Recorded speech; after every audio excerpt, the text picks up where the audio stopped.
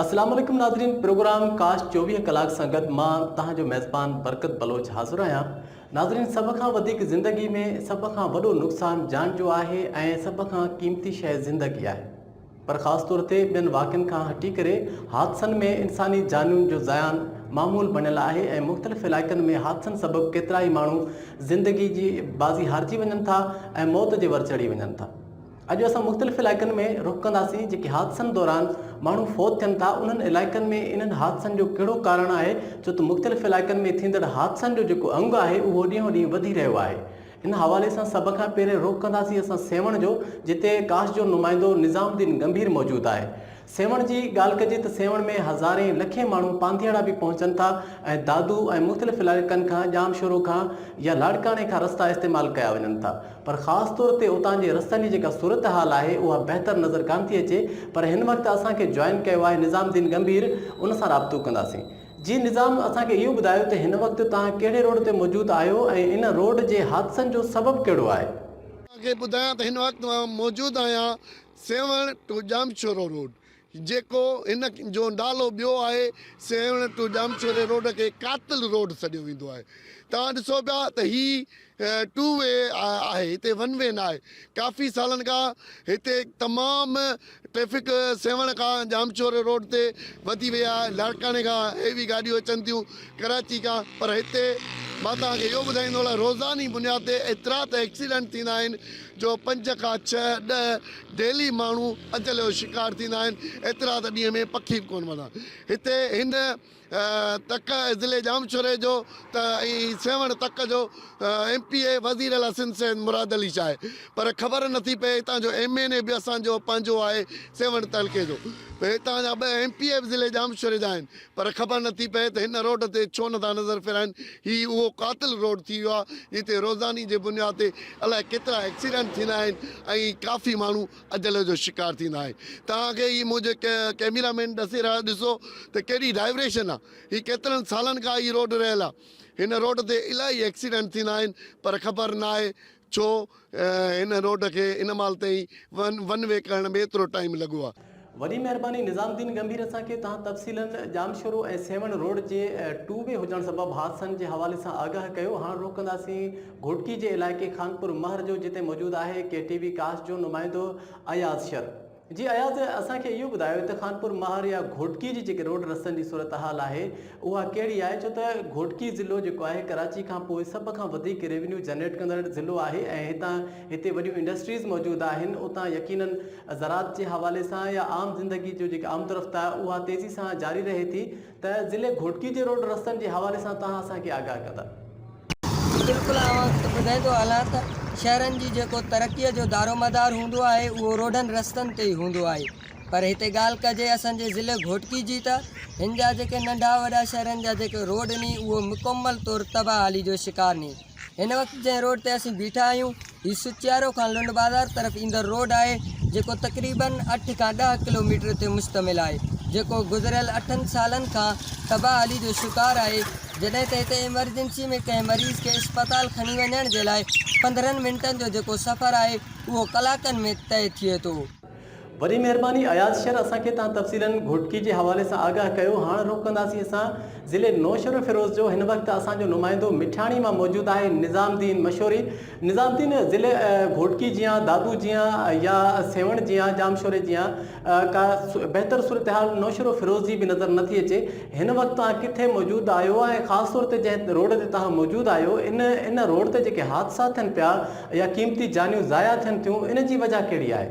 हिन वक़्तु असां जेको लिंक रोड मिठाणे खां नौशर फिरोज़ रोड हीअ वञे पियो, तव्हां ॾिसो पिया हीअ रोड वञे पियो हेॾां, त हीअ अहिड़ी पुल आहे, हीअ सेड़ा शाख ते जेकी पुल आहे त इन में ईअं सम्झो त मौत जो जेको राकास आहे उहो 24 कलाक हिते मौजूदु हूंदो आहे। उहो कहिड़ो ॾींहुं आहे जंहिं ॾींहुं माण्हू हिते शहीद न थियनि। कॾहिं कार हिन में किरी थी पई शाख ते, त कॾहिं आम्हूं साम्हूं गाॾियुनि जो टकर थी थो पवे। हीअ तव्हां रोड ॾिसो पिया जेको मिठाणे खां अचे पियो नौशर फिरोज़ रोड, उहो तव्हां ॾिसो। ऐं उन खां पोइ हीअ रोड जेको नौशर फिरोज़ वञे पियो ऐं हीअ बाईपास जेको तव्हांखे ॾेखारियूं पिया, अचो त तव्हांखे बाईपास असां ॾेखारियूं त हीअ माना मेन चौंक आहे, लेकिन हिते हुकूमत तरफ़ां को बि ब्रेकर न ठारायो वियो आहे ऐं हिते को सार्जेंट मौजूदु लेकिन हेॾां ही रोड ॾिसो त ही रोड चारई पासा ही रोड जेको ॻंढियल आहे त हाणे हिते जेको माण्हुनि सां ॻाल्हि ॿोल करियूं त उन्हनि जो चवणु छा आहे त हिते जेके हादसा थियनि था उन्हनि जो असुल में कारण कहिड़ो आहे।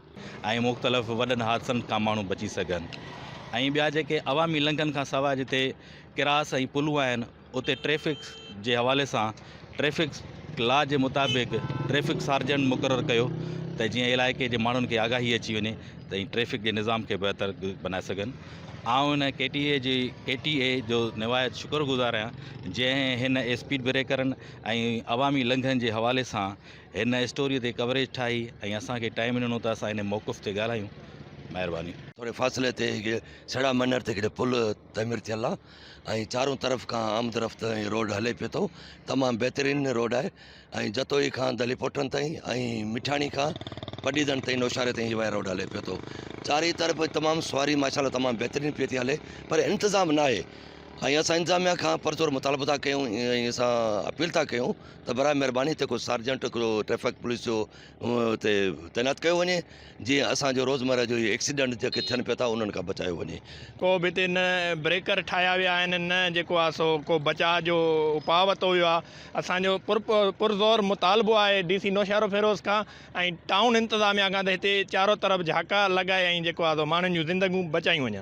छा एक्सीडेंट थींदा आहिनि तव्हां ॾिठो? जी साईं, हिते रोज़ानो कुझु हफ़्तो ॾेढ पहिरियां हिते शाख में जेको आहे सो पंहिंजो कार हिकिड़ी किरी पई हुई, उन में औरतूं हुयूं, उहे मौजज़ाना तौर ते बची वियूं पर जेको आहे सो हिते रोज़ एक्सीडेंट पंहिंजो थियनि था।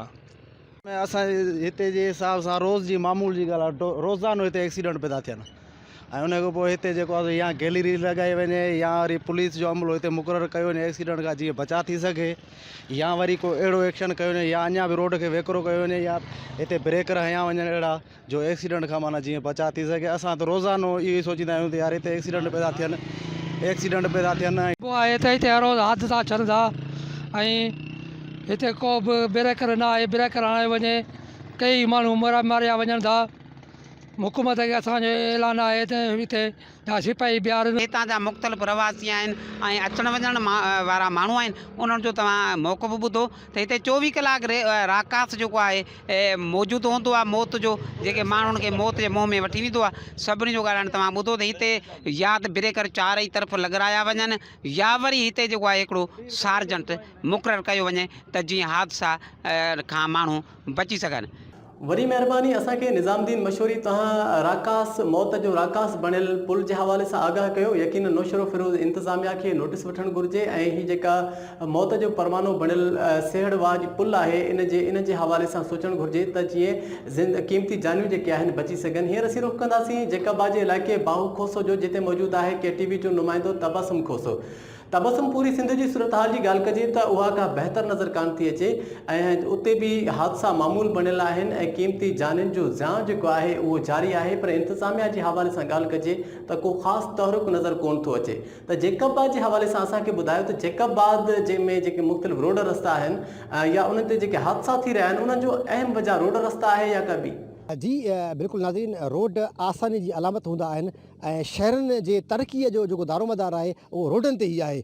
ऐं ज़िले जेकबाबाद जे रोडनि जे हवाले सां पाण जेके ॻाल्हि कयूं ज़िले जेकबाबाद जा हाणे जेके रोड शहर आहिनि उन जेके रोड रस्ता आहिनि उहे इंतिहाई तबाहलियूं शिकार आहिनि ऐं टूट फूट शिकार आहिनि ऐं जंहिं सबबु हादसा जेके आहिनि रोज़ मामूल बणी चुका आहिनि। ऐं मां हिन वक़्तु बीठो आहियां बाहू खोसो खां तगियो खोसो जे लिंक रोड ते जंहिंजी हालति इंतिहाई रहम तलब आहे ऐं रोड में खॾा खामा हुअण करे रोड जी जेका हालति आहे तबाही हाल जे करे हिते हिकु त गाॾियूं जेकी हलनि थियूं पियूं ट्रकूं जेके हलनि थियूं पियूं उन्हनि जी जेके टायर आहिनि उनखे नुक़सानु पहुचे थो, गाॾियुनि खे नुक़सानु पहुचे थो।